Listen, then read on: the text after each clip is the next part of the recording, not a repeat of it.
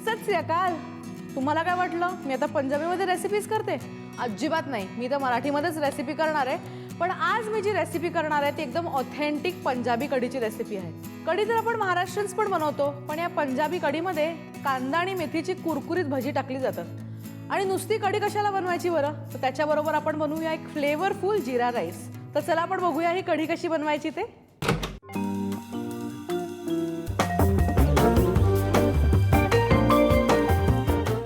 तर आता आपल्याला पहिल्यांदा जीरा राईससाठी भात शिजवून घ्यायचं आहे आणि त्याला आपण आता ह्या पाण्यामध्ये टाकूया. आता ह्या भातामध्ये आपल्याला थोडंसं मीठ घालायचं आहे. याला जरा आपण एकदा मिक्स करूया.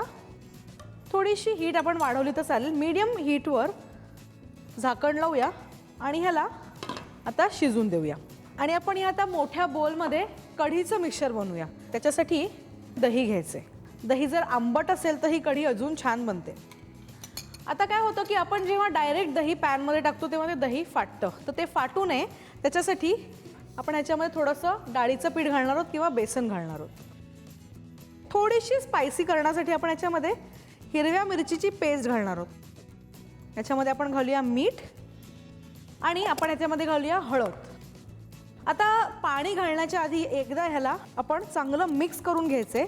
जर तुम्ही मिक्स नाही केलं आणि डायरेक्ट पाणी घातलं तर ह्याच्यामध्ये गुठळे होऊ शकतात. आता बघा हे एकदम स्मूथ बॅटर झालेलं आहे. ह्याच्यामध्ये काहीही एकही गुठळी नाही आहे. तर आता ह्या वेळेला आपण पाणी घालूया. कढी म्हणजे ह्याला आपण ॲक्च्युली कढवतो, त्याच्यामुळे ह्याचा कुकिंग टाईम खूप जास्त असतो. चला हे आता आपलं कढीचं पण मिक्सचर रेडी आहे. चला आता आपला भात शिजलेला आहे. गॅस बंद करूया आणि त्याला एका चाळणीमध्ये ट्रान्सफर करूया. त्याला आपण एका थाळीमध्ये पसरणार आहोत. म्हणजे काय तो जास्त अजून शिजणार नाही आणि चिकट होणार नाही. पटकन थंड होईल. भात झालेला आता ह्याला बाजूला ठेवूया. आपण एका नॉनस्टिक पॅनमध्ये आपण थोडंसं तूप गरम करायचं आहे. त्याच्यामध्ये आपण थोडेसे अख्खे गरम मसाले टाकूया. काळी मिरी आणि एखाद दुसरी लवंग. ह्याच्यानंतर आपण ह्याच्यामध्ये मेथीचे दाणे टाकणार आहोत. या पंजाबी कढीला मेथीच्या दाण्यानंतर आपण टाकूया भरपूर हिंग. आणि आता याच्यानंतर आपण बारीक चिरलेलं किंवा किसलेलं आलं टाकायचं. याला चांगलं मिक्स करून घ्यायचं. आल्यानंतर आपण ह्याच्यामध्ये एखादी सुकी लाल मिरची नुसती हाताने तोडून टाकणार आहोत. आणि त्याच्यानंतर आपण स्लाइस केलेला कांदा टाकणार आहोत. तर कांद्याला आपल्याला खूप जास्त शिजवायचं नाही. जरा थोडासा तो असा गुलाबीसर झाला की आपण आपलं बनवलेलं बेसनाचं बॅटर ॲड करणार आहोत. आता आपण हे जे आपलं बॅटर बनवलं होतं ते ह्या पॅनमध्ये टाकूया. ह्याला एकदा मिक्स करूया छानपैकी. आता ह्याला आपण एकदम मंद आचेवरती चांगलं घट्ट होईपर्यंत शिजवून घेणार आहोत. चला आता आपली कढी बनते तोपर्यंत आपण याच्यामध्ये जी भजी किंवा पकोडे टाकणार आहोत ते बनवून घेऊया. त्याच्यासाठी आपल्याला बारीक चिरलेला कांदा घ्यायचा आहे आणि ह्याच्यामध्ये आपल्याला बारीक चिरलेली मेथी पण टाकायची. आणि ह्याच्यामध्ये आपण जी सगळ्यात पहिली गोष्ट ॲड करणार आहोत ती म्हणजे मीठ. चांगलं मिक्स करून घेऊया. आणि आता ह्याच्यामध्ये आपल्याला थोडंसं हिंग,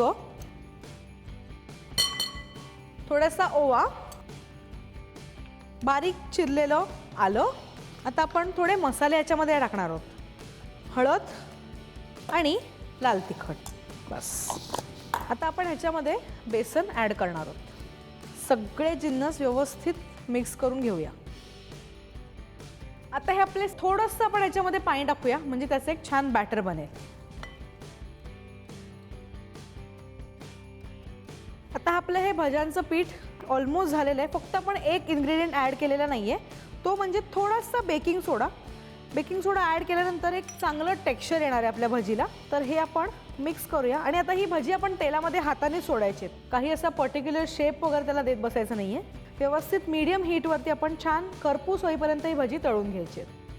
चला आता ही आपली भजी करपूस चांगली खमंग अशी तळली गेली आहेत. आता आपण ह्याला एका टिश्यू पेपरवरती काढणार आहोत म्हणजे जे एक्स्ट्रा तेल आहे याच्यातलं ते सगळं निघून जाईल. आपली आता कढी होते, आपले पकोडे किंवा भजी तयार झालेली आहेत. आणि आता आपण शेवटची गोष्ट जी करणार आहोत ती आपला राईस टॉस करणार आहोत. तर आपण हा जो भात शिजवला होता तो आता बऱ्यापैकी थंड झाला आहे. आपल्या नॉनस्टिक पॅनमध्ये आपण तूप गरम करणार आहोत. तूप गरम झाल्यानंतर आपण त्याच्यामध्ये जिरं टाकायचं आहे आणि आपण आता फोडणीमध्येच मीठ टाकणार आहोत. आपण भात शिजवताना पण मीठ टाकले, त्याच्यामुळे थोडंसं जरा कमी मीठ घाला. आणि आता आपण ह्याच्यामध्ये हा शिजवलेला भात घालणार आहोत. तर आपण आता याच्यामध्ये भात घातलाय, ह्याला एकदा आपण टॉस करून घेऊया आणि ह्याच्यामध्ये आपण भरपूर अशी कोथिंबीर घालूया. एकदम हलक्या हाताने हा भात आपण आता मिक्स करून घ्यायचा आहे. तर आपला हा भात ऑलमोस्ट रेडी आहे, पण आपण काय करणार आहोत, थोडंसं याच्यावरती पाणी टाकणार आहोत, अगदी थोडं बस. याला झाकण लावूया. तर आता आपण आपला भात तिकडे शिजत टाकलेला आहे. 2 ते 3 मिनटं आपल्याला फक्त वाफ काढायचे. कढी पण चांगली शिजलेली आहे, थोडंसं ते थिक झालेलं आहे मिक्सचर. आता ह्याच्यामध्ये आपल्याला हे जे आपण पकोडे किंवा जी भजी बनवली आहेत ती टाकायची आहेत. एकदा मिक्स करा, गॅस बंद करायचा. आता मी तुम्हाला एकदम सिंपल आयडिया सांगते. जर तुमच्या घरी पाहुणे आले असतील आणि पार्टी असेल तर ही डिश कशी सर्व करायची. आपल्याकडे हे चहाचे कप असतातच घरी. तर हा चहाचा एक कप घ्यायचा आणि याच्या बेसला हा राईस टाकायचा, मस्त गरमागरम जिरा राईस. आणि आता ह्या भातावरती आपण ही कढी टाकायची. त्याच्यासाठी आधी आपण एखाद दुसरा पकोडा आधी याच्यावर टाकूया आणि आता ह्याच्या वरतून ही आपण थोडीशी कढी टाकणार आहोत. आणि आता फायनली आपण गार्निशसाठी थोडीशी अशी कोथिंबीर ठेवणार आहोत.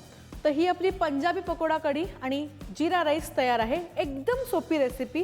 पटापट नोट करा आणि लाईक आणि सबस्क्राईब करायला विसरू नका.